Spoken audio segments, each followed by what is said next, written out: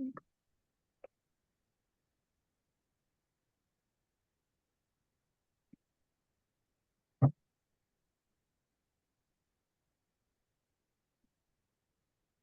so welcome everyone to the cross-cutting compact settlement meeting.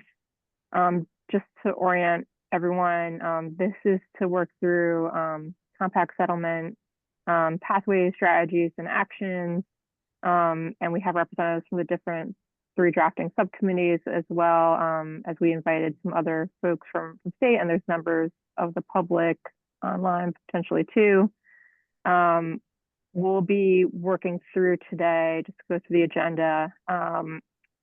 We'll be working through this task group template to identify, review existing actions and strategies that fall under this cross-cutting issue. And so we'll walk through like what that template and review process looks like. We'll also discuss the scope of compact settlement. There's been discussion of potentially broadening that. So like, what does compact settlement mean? Do we want to broaden that or narrow it down? And then there's the actual work of going through really line by line each of those actions and strategies and pathways, and determining whether to remove, keep, or revise recommendations.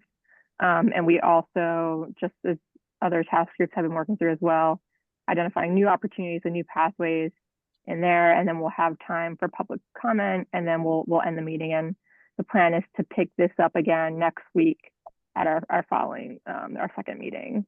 Any questions on the agenda?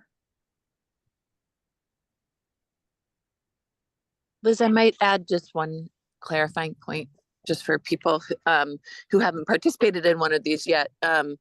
This was an acknowledgement from the steering committee. I think you all know, but I just want to reiterate it, that that these issues that were in the existing cap, there were 3 main cross-cutting issues in the first cap, and then there are also some cross-cutting themes.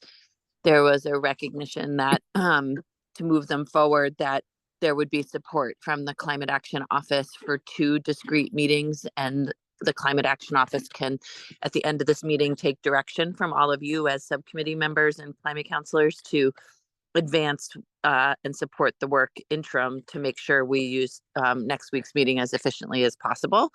And so we'll work through today, talk through the agenda as Liz suggested, and then take direction from all of you on how we can be most supportive to maximize your time together, and keep this to a discrete set of meetings in support of the broader work of the climate action plan development.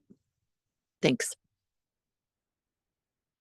And oh, sorry. And it was nice, I think, since not everybody knows each other, because some of us are all on different subcommittees or not on subcommittees at all, just to start with a round of introductions. We did that yesterday. And I'll start, since I'm not on camera yet, but will be in a second. I'm Jane Lazorchek, and I work in the Climate Action Office with Liz. Thanks.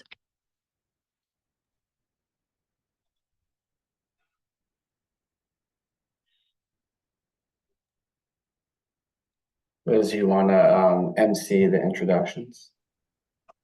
Sure. Yeah. Brack, would you like to go next? Sure. My name is Brack Bowden. I am a member of the Science and Data Subcommittee. I'm not sure whether I'm here officially. Well, I asked to be here, but I don't know whether my status in this meeting is as a member of this subcommittee officially or public. So someone would need to clarify that for me. Yeah, I think you're here in your capacity on your subcommittee. That's great. Thank you. Yeah. Yeah. Okay. Bron, I remember saying that exactly.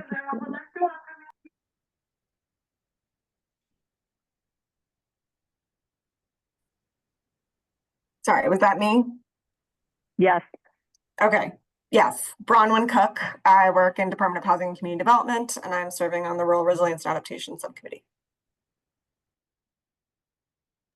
Thank you. Billy? Hi, I'm Billy Koster. I'm the Director of Planning and Policy for the Vermont Agency of Natural Resources, and I'm co-chair of the Agriculture and Ecosystem Subcommittee. Thanks. Tina, thanks for joining us. I know it's early where you are. Hi, it's Gina Campoli, and I'm a member of the cross-sector mitigation team and one of the transportation leads on the cross-sector mitigation team. And I have to leave in about 15 minutes, unfortunately. Cheryl. Can you hear me Yep. okay? Yeah. Could you hear that? Yes. Okay. Hi, everyone. I'm Jael Polskamp. I co-chair the Ag and Ecosystem Subcommittee. Been a farmer for about 20 years. But because of the rain last summer, I've hung up my farmer hat for a while. Thanks, Caroline. Was that Caroline? Hi, Caroline Paskey, Vermont Emergency Management. I'm on a staff support at the Rural Resilience Adaptation Subcommittee, and I'm here as delegate for Eric Foran today. Great, thank you. Callie. Excuse me. Hi, everyone. I'm Callie Fishburne. I'm on the Just Transition Subcommittee, and I'm a liaison for that committee to the Cross-Sector Mitigation Subcommittee. Thank you, Sam. Hi, all. I'm Sam Lashley here as Climate and Energy Planner at Central Vermont Regional Planning Commission and Just Transitions and liaison to cross sector as well. Annette. Annette Smith, Executive Director of Vermonters for a Clean Environment, and I am a member of the public, as I have not, my efforts to join subcommittees have not been accepted. Thank you. I think that's everyone. Awesome. All right, so we could get actually Evelyn just join. Evelyn, we're doing introductions if you'd like to introduce yourself.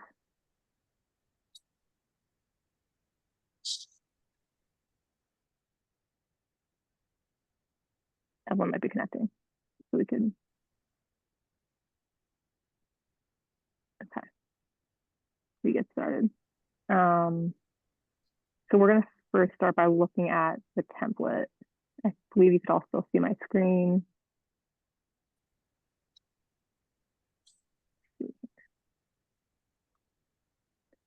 Okay, so some of you are familiar with this, perhaps some of you aren't, but this is the compact settlement template. So we'll see pathways, strategies, and actions. And so part of the work today that we'll be getting to is reviewing each of these, and we'll have, you all have decisions to make as to whether to revise strategies, remove it, keep as is, and then there's an area to write in revised language and notes as well. We are also able to see progress reports here and just more information from if we're wondering who is implementing it, was there questions about funding, and just more detailed notes in here too. But before we get to that work, I wanted to open it up for a discussion on the scope of compact settlement. Jane, did you want to just touch base briefly on that question about the scope of it? Sure.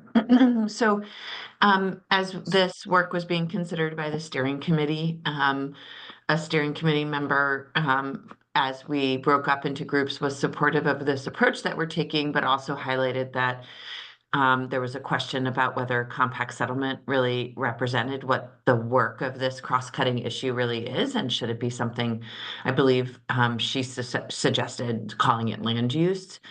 But regardless, I think that as we approach review and an understanding of all of these cross-cutting issues, whether it be workforce, education, or compact settlement, it's important for this group to sort of reflect on the compilation of recommendations that are currently within the boundaries of this area, And then as we go through it yesterday in the education group, because there was a similar question about should it be education or should it be climate communication and education? It felt like the right sort of scope or timing of sequencing of work was to actually go through the pathways, strategies and actions, make our best effort at understanding if they still are relevant, keep, revise, et cetera. And then we decided that at the end of doing that, and in our assessment of gaps or anything that's outstanding, we would also consider what we wanted to call this component of work and best identify and support additional strategies if needed. So it's been put out there that this could be renamed as land use. We can keep that in the back of our minds as we go through it.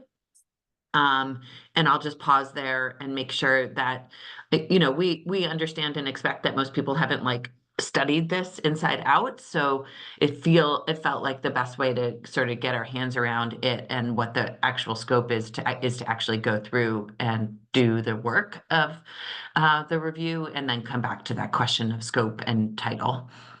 And maybe my last thing I'll say, and before I let you all dive in, because I'm really here just to observe and support, is you'll recall on this tab, and maybe Liz could go to definitions, that all of this work was done to the state staff's best ability. There are this is a simplified template that doesn't show all the other information that was gathered, including who the lead implementers are. But we did our best job of sending out these spreadsheets to all the lead implementers. So Bronwyn at ACCD got all the actions that are assigned to ACCD and reviewed whether, under her impression, how she would bucket those actions. The same were true for Ag, A&R, all the sort of implementing agencies.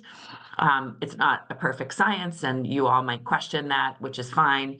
Right now, they're all here. But what we as an education group yesterday came to after some deliberation was sort of like, let's focus on the ones that are advancing or no action taken, because those are the ones where they're sort of ripe for revision or really thinking about what's needed to or not needed to carry them forward if they're still priorities. And the ones that are being implemented or completed are either resourced or clearly sort of drafted in a way that made sense to state staff. So yeah, I'll just sort of say that there's a bunch of actions, and that it seems like that's a helpful way to sort of dive into the work, is to look at the ones in particular that are not moving forward consistently.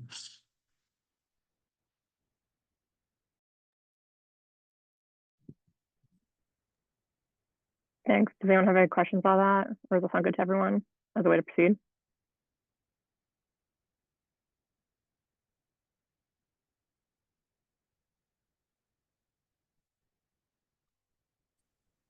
Okay, we can dive in. Okay, so let's start looking at these first batch here. Again, we'll be making decisions about whether to revise, to keep as is, to remove, to combine potentially. So maybe focusing on advancing, no action taken. So to first look at the pathways, if there's any questions on pathways or strategies on this. Any questions from anyone or comments?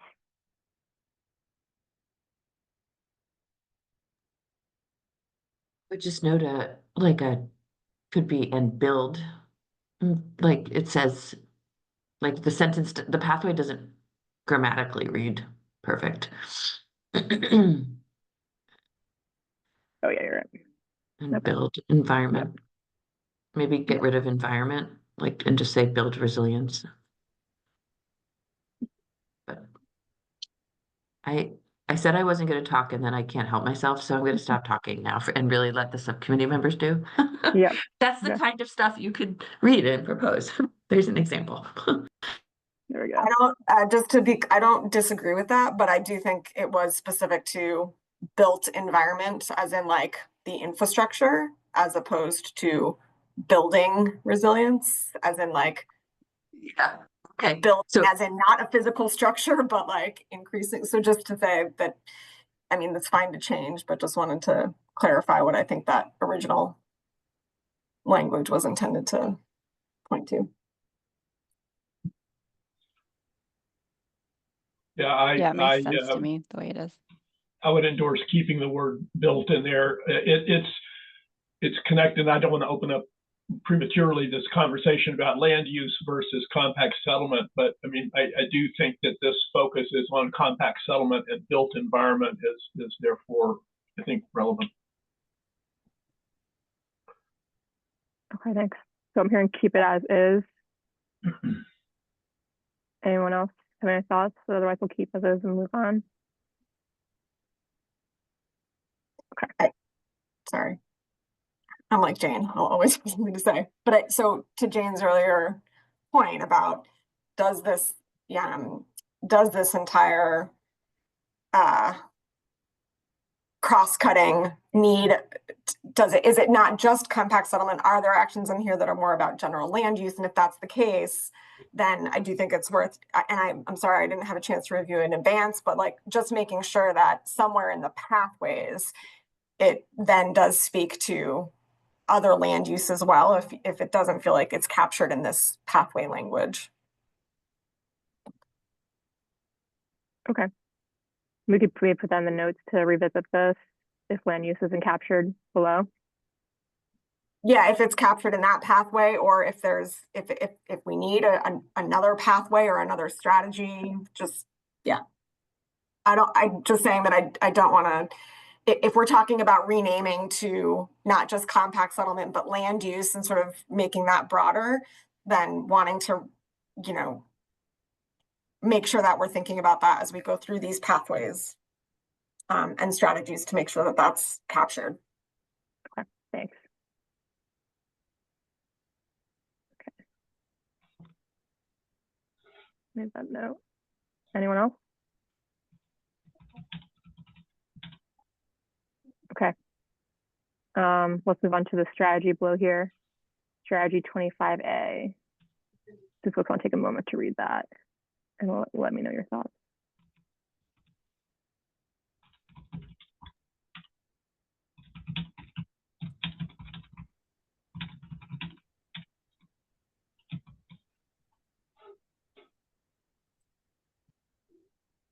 I don't want to interrupt anyone's reading, but I would just say that in general, if we want to make this broader, including resilience and not just greenhouse gas emission reduction, then we should probably work that language into the strategies a little bit more, and looking at the individual actions. I think that's not, we could add more there for sure.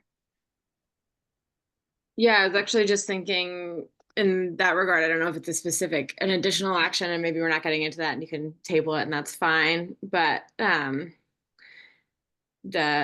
way to do that might be under strategy 25A as an action. And I did not flesh out this language. I'm just off the cuff. So not a formal suggestion, but something along the lines of an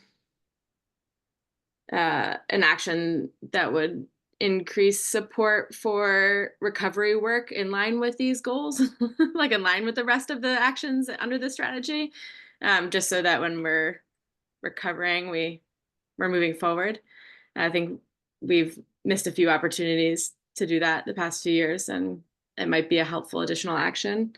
Yeah. And in the same, so go ahead. I just wanted to add to what you're saying there before you do the next one. So what is the word where you align your infrastructure improvements? Does anyone, or the phrase, does anyone have that off the top of their head? So thinking about as we're rebuilding, making sure that we are improving the infrastructure, or as we're replacing infrastructure, making sure that we're working our resilience projects into that, so we're not doing it again and again. I know there's a phrase for it within urban planning, and I can't remember what it is, but I think that would be really nice to work in there.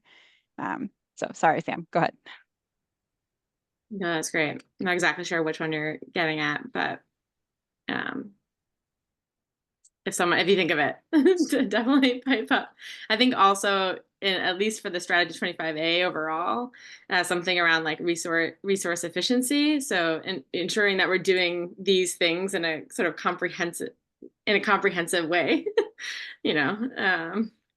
I'd love to see that added to the strategy part. And if we don't want to use like, you know, resource efficiency, or, you know, we can use whatever language makes sense and is most accessible. But there's a long list of things there and some mention of making sure we're doing that in tandem and optimizing the impact of each one by combining them where as it makes sense would be great. I mean, yeah, like resource efficiency, but whatever. So whatever I'm works. wondering if so because I'm also on the Rural Resilience and Adaptation Subcommittee, and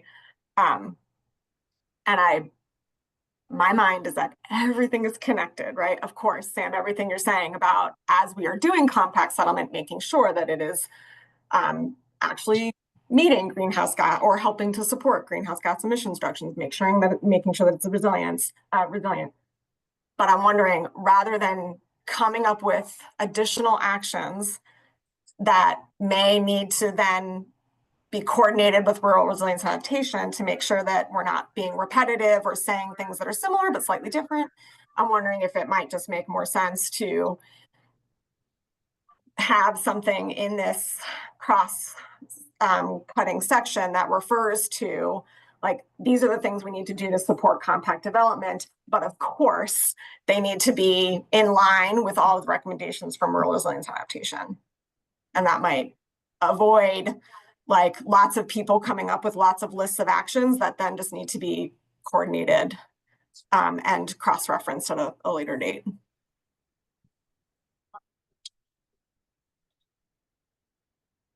Yeah, can I just say this a different way? This cross-cutting theme is focused on largely emissions reduction. There's a whole body of work through rural resilience focused on resilience and adaptation. Thanks, Billy. Breck, I see you have your hand up. Yeah, a specific recommendation. I noticed that in the strategy, it talks about stormwater, but that's not mentioned any place else in here. I just wonder about on the fifth strategy there that starts increase investment in municipalities. Could we add, expand and build new drinking water, stormwater, and wastewater infrastructure? Just add the word stormwater in there.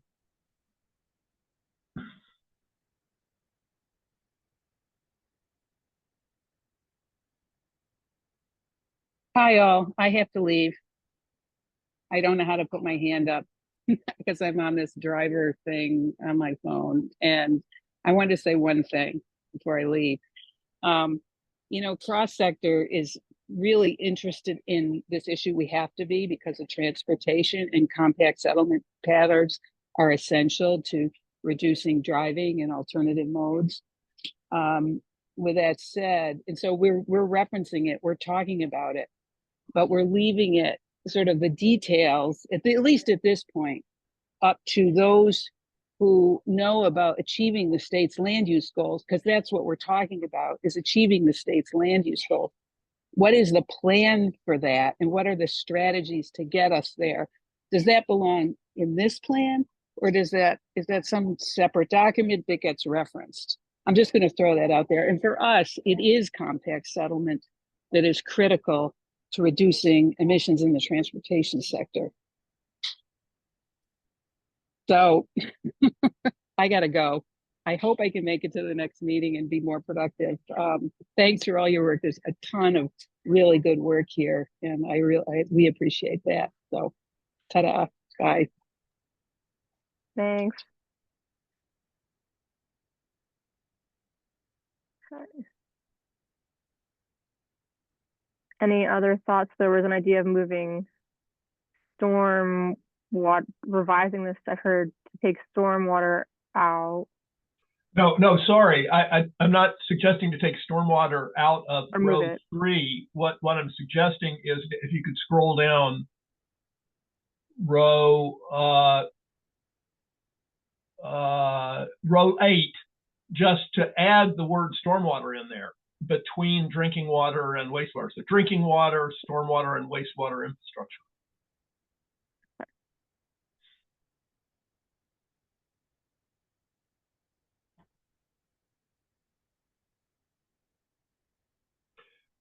Any thoughts on anyone else on adding that, revising that action down there to BATS? I think as we densify our, as we make our compact settlement denser, stormwater management will be an important consideration. And to Bronwyn's point, I mean, we're going to have to meet all of the regulations that exist there, but we're going to have to pay for that and pay attention to that. So I think mentioning it is. I think that makes sense, especially in our municipalities that have combined sewage systems. Right. So yeah, it makes sense.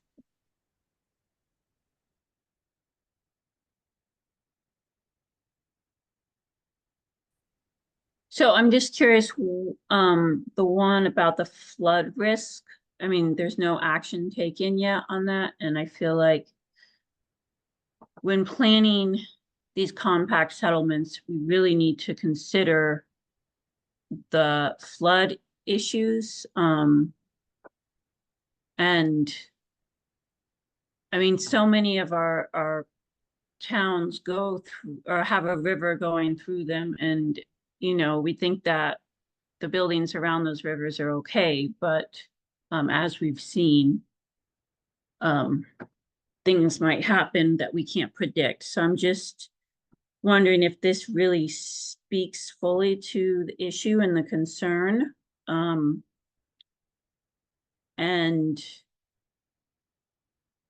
I mean, in some ways, I don't think that the expansion of our downtowns should happen where they currently are.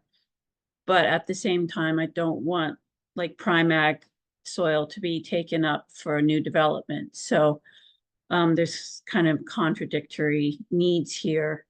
But I feel like what's required is really clear planning and like thorough planning. And I don't know if this section about flood risks really gets to the heart of it.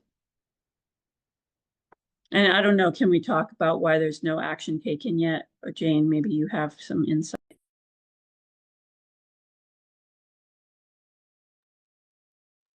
I'm going to take a look here. I don't, but I mean, the tax, that's not something that I know a lot about. So if Bronwyn or Billy or others know more about the downtown tax credit, appreciate you weighing in, but I couldn't really speak to that in detail.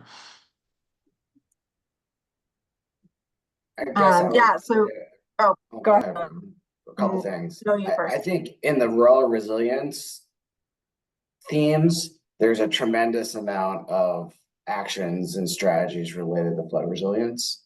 So I think this is like one that relates to financial incentives for compact growth, and that's why it got pulled into this. But I think there's like dozens, I would imagine, if Bronwyn, you're on rural resilience, right? That deals with land use planning and growth in our existing settlements related to kind of flood resilience. So that's kind of the challenge with these cross-cutting themes, is that we're looking at them in isolation of all the kind of tangential work in the other subcommittees. So that's one thing. I think the tax credit program is already overstressed, and I think there was an effort to expand it to provide these services. But as you all know, the state has tremendous amount of costs that we need to fund through tax receipts. And I don't think there was a willingness in the legislature or elsewhere to expand a tax credit program for this purpose, given the existing demands on our tax base. But that aside, I think there's many recommendations in the initial plan related to flood risk in our downtowns and communities. Billy, may I ask a follow-up question? So what is being suggested in terms of funding, flood proofing compact settlements and downtowns and things? Yeah, I don't know, maybe Bronwyn or the woman from VEM. There's certainly the buyout program. There's the flood safety. There's a fund, I think, at VEM to kind of match some of those federal funds, but others would probably know the answer to that question better than I around rural resilience. Well, I can talk, but I think Bronwyn wanted to speak first, so I'll go after you, Bronwyn. No, it's okay. You can go ahead. Okay. So in terms of what VEM is doing, I guess I am concerned about this action because we're looking to pay money, right, and to invest in development that could then later be something that's eligible for a buyout. And so it feels like it's a little bit contradictory, but it's so complicated. You know, we want to be investing in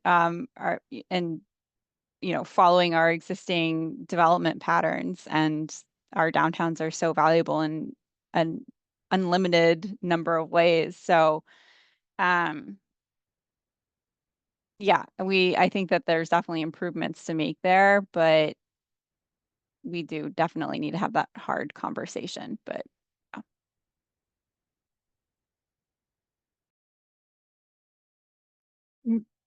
Brett, I mean, think you so had I your guess hand up. the thing is I don't necessarily, so I think I don't want to get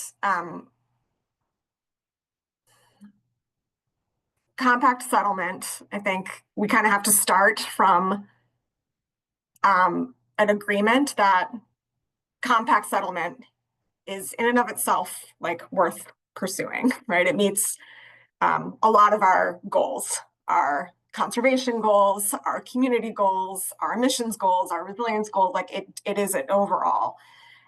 When it comes to like, again, I would say when it comes to some of the concerns around like the tax credit program and how are we approaching resilience for the issues that we know are an issue. Our downtowns, all of our development patterns has been around rivers, and there is a flood risk. But also knowing that we're not, it's there is not a plan, and I don't think there's going to be a plan to just lift an entire community and move it. And those kinds of like, okay, we need to address this incrementally. We need to, it's a comprehensive approach. It needs to be about giving the river access to floodplains. And again, that's not necessarily going to happen overnight, but it's about the sort of small incremental things that we can do, both from a river access, land use, to increasing an individual building's flood resilience, because it is not likely to move. That's all being discussed and addressed in rural resilience adaptation. So I guess I would again just try and like have this conversation focus on like the value of compact settlement and how we make that happen, and then link it to recommendations that are being made in rural resilience adaptation. I'll just say that the tax credit, as Billy mentioned, is a really important tool for some of our larger buildings that provide critical services and important services to our communities to take action to become more flood resilient. And it's going to be, we got a $2 million increase, which is great, but it's going to be increasingly taxed, because one of the things that we are doing through the designation reform is asking RPCs to define their growth boundaries and mapping, and that will likely expand. And one of the advantages of that is you're allowing growth in areas that are outside of that floodplain area, but then it also means that more buildings will be eligible for that tax credit. So that fund is going to get, it's going to become pretty competitive. I don't know if that was helpful at all, but it's my take on it. I think you're always helpful. So I think that maybe what we could have is maybe an action that's talking about studying the areas that can be expanded within, the walkable areas, the compact areas that are also safer. I don't think that action is here, and it definitely strongly relates to compact development. So how can we connect it and keep it connected to those walkable areas, but pulling it away from the river and the river corridor and the floodplain?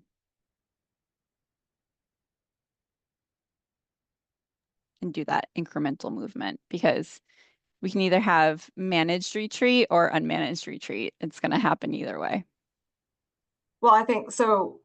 I mean, maybe other folks have a different take, but where I'm expecting to see that happening is through the updated regional planning maps that are looking at where are we planning development, which will be approved through the land use review board.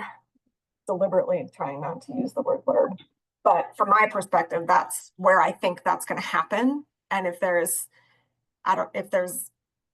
maybe the action is just referring to that and saying that we follow that closely and make sure that the regional planning commissions are, they are supposed to be identifying areas that are safe for development and still meet the state's smart growth. So, maybe just referring to that process. Yeah, is there technical assistance that could help them in that process that the state could be providing? I mean, I know that it is being provided, but are there other resources that might help fill knowledge or mapping capabilities? Burke, I see you raised your hand. Yeah, when I first read this, it seemed to me a very specific strategy, and that's a good thing in one way, because you can certainly check it off more easily if you're making progress on it. But I agree with this conversation that it's maybe too focused, too limited, and that maybe a more expansive strategy here that is investment in incentives to mitigate and avoid flooding in these compact areas would address the things that I think Carolyn and Bronwyn are talking about. And I will note that in the first strategy, I don't have line numbers here on my copy, but the first strategy there, line 4, makes reference to the tax credit program already. So I don't know why we need to do that twice. So I would advocate for something that was a little bit more expansive on line, whatever it is, line 8. Is that what we're talking about? No, the one that refers to the 7. Is it 7 7? here? Yeah, 7.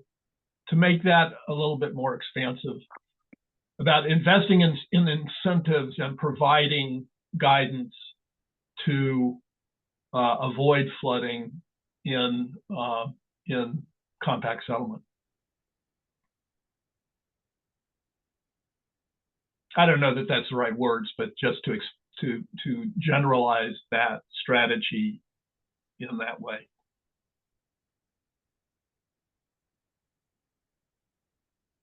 Trial, I see you raised your hand. Just for a clarifying question, in terms of how the regional planning commissions get their marching orders, is that through legislative process? Or, so if we recommend something here, then would that eventually influence what they're doing? I mean, how much sway do what we do here influence the regional planning commissions?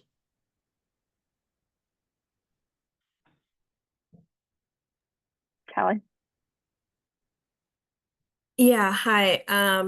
I don't think I mentioned in the introductions, I'm at Bennington County Regional Planning Commission, and I know Sam Lash is also with an RPC, so she could chime in or correct me if I'm wrong. But in terms of the land use mapping that you all have been discussing, I believe I'm not directly involved in that effort in our office. It's our GIS person, but I believe we're working on direction that came out of the Home Act last year that specified that we had to have some standardized land use categories across RPCs and revise our mapping and do additional mapping to identify areas for development, and also just have some more consistency between RPCs. And Sam, I don't know if you have anything else to add to that, or if you're working on that effort in your office, but that's my understanding, at least what we're doing in our office. Yeah, I think the only thing I would add is, and this might vary across RPCs, and I'm not leadership of an RPC either. So with a lot of salt, I guess, onto this next comment. I certainly don't think it would hurt to reference or make a recommendation around optimizing that process and referencing the Home Act and in terms of ensuring that also takes into consideration both greenhouse gas emissions reductions and resilience. I don't think that would hurt. And whether that you want to add you don't want to add the resilience here, you want to have a separate action, or you want to pull them together or whatever. I don't particularly care where it happens, but I don't think that would hurt. It might in some cases be helpful. But again, that's just as an individual. Yeah.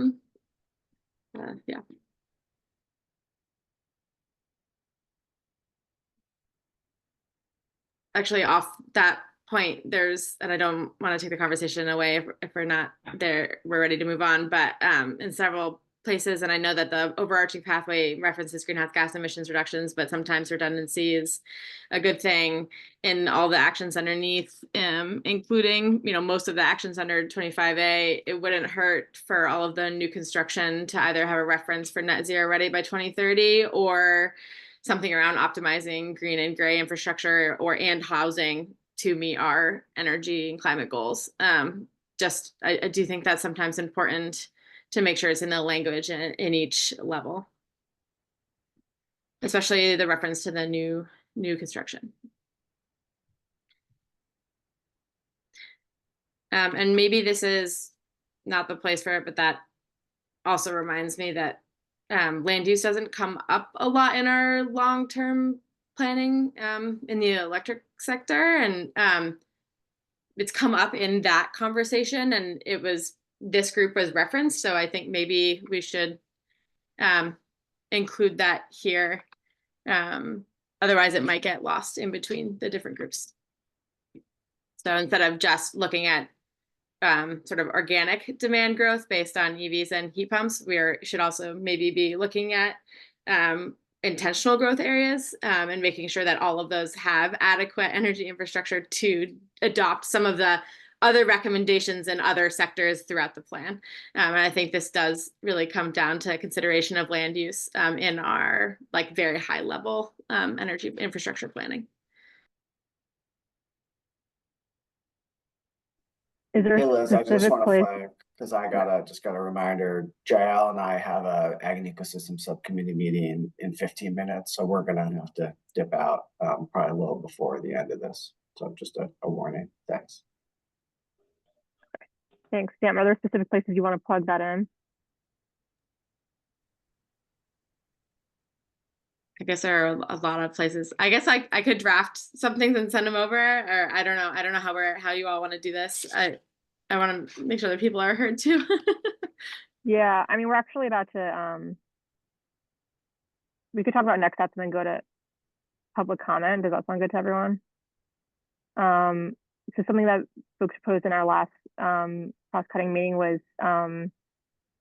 to the weeks in between to, if you have suggested provisions, you're able to edit this document directly. So you just need to sign in with your partner email account if you're non-state government. And then of course, if there's anything I could do in the interim between this week and next week to support, please let me know. But that is one thing that the last cross-cutting meeting that they're going to do in between, and that could help kind of accelerate the next meeting. Yeah, Bronwyn.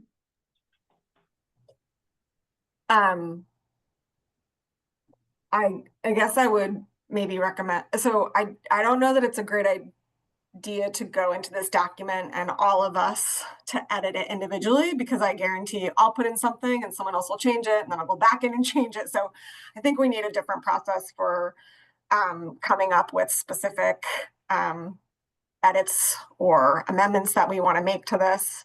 I think I might suggest starting with the pathways and strategies and just at a high level, is this the right pathway and the right language? Are these the right strategies? Again, being really focused on the land use, to Jane's point, part of this.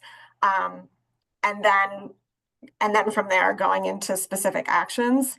And again, would just caution that there's, I think it is certainly helpful to reference that none of this is happening in a silo. Buildings and Thermal is working on an entire set of recommendations around building codes to meet emissions reductions primarily, although rural resilience and adaptation would also suggest that building codes need to also address resilience.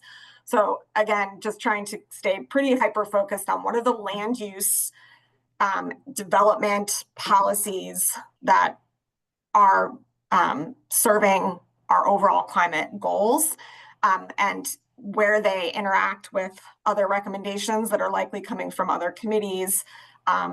Maybe not spending too much time trying to be really specific about the recommendation, but sort of refer to our interest in that, but that it needs to be coordinated with the other committees who are charged with doing, meeting those or developing those specific actions.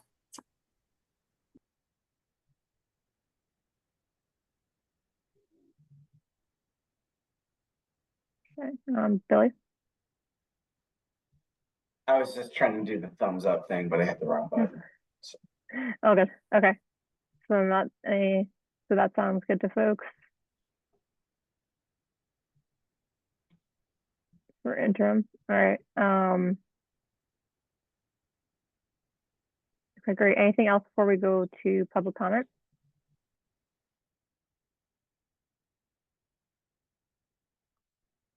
Okay, public comment. Annette?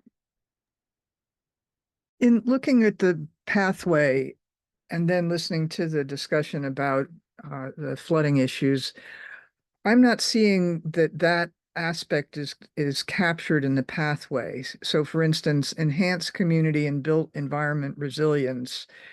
I'm wondering if it would be good to add and reduce flood risk, or something that specifically calls out that many of our downtowns are in areas that flood, and that the pathway needs to incorporate assuring that supporting the compact settlement patterns does not increase building and flood risks areas. That's my comment. Thank you. Anyone else public comment?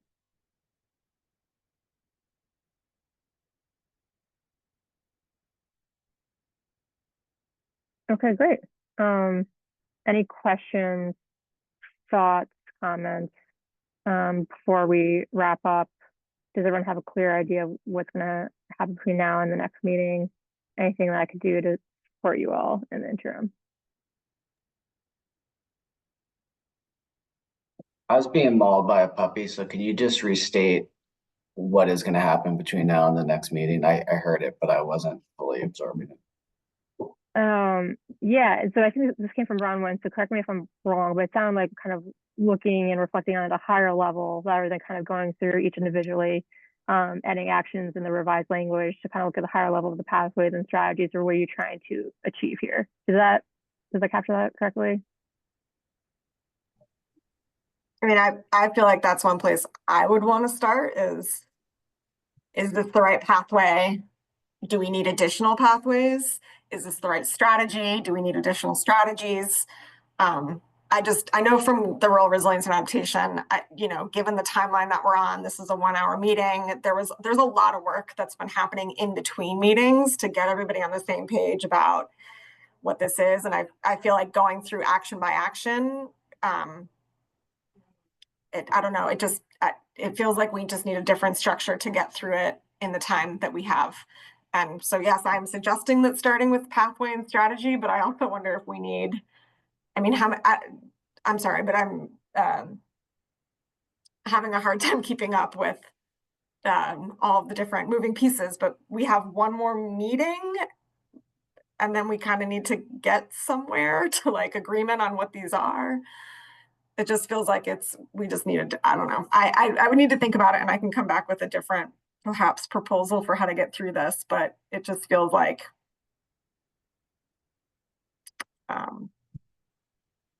we just need a bit of a different process to get to things that we can hand back up to the Climate Commission. Yeah, it's harder than you think. Yeah. So we're like working through the actions that we have with rural resilience. We're looking at community capacity actions, and every time we have a meeting, we get through like one action. So it's really hard to get through these, and so definitely need a easier strategy to work with everyone. I agree. Thanks. Jan, I see you raise your hand. Yeah. Yes, I hear you all. And I just want to say that there's nothing that sort of stands in your way of sort of suggesting or asking to the steering committee for more time or support. This is the biggest cross-cutting issue in the whole climate action plan and foundational to all of the work across all of the subcommittees. So, and so I just want to highlight that in the last plan, this was clearly from all three of the substantive drafting subcommittees, everybody felt like this was the most important area to focus on. And so I think that what I'm hearing is perhaps rather than going action by action, let's come back to this next time and actually go through pathway and strategy and kind of skip over the actions for now, make sure that this highest level organization is right, and then see where we're at after that hour and make a suggestion on how to proceed with next steps from there. And that can be a suggestion that then is taken to the steering committee, or is a recommendation for how other CAO or a smaller group can move it forward. But I guess we don't want to, I think the council is being mindful of the time needed for all of this work and tried to create some discrete additional asks on all of you and your time. But I think that if there's a need to come back to them, that's fine. And so I guess what I'm hearing as process is let's come back and stay at the highest level and then reevaluate what's needed to actually complete the work from there. But Sam, please check me if you're hearing something different. Oh, no, not at all. I was just thinking that I think we spent a lot of time, myself mostly, mentioning things that are mentioned already in rural resilience, it seems. So if we could review their draft pathway strategies and actions before the next meeting, I think it would help those of us who are not there to move away from some of those topics.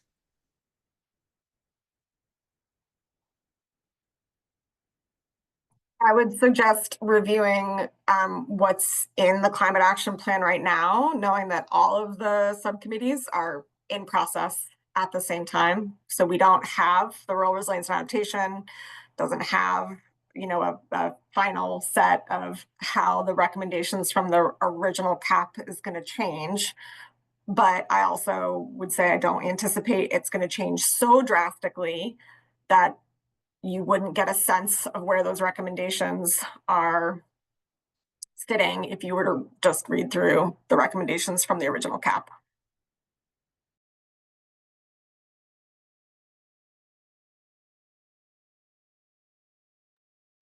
Okay, thanks. And I could provide those links to the original CAP and rural resilience folder to access things we'd like to review prior to the next meeting. Anything else from anyone?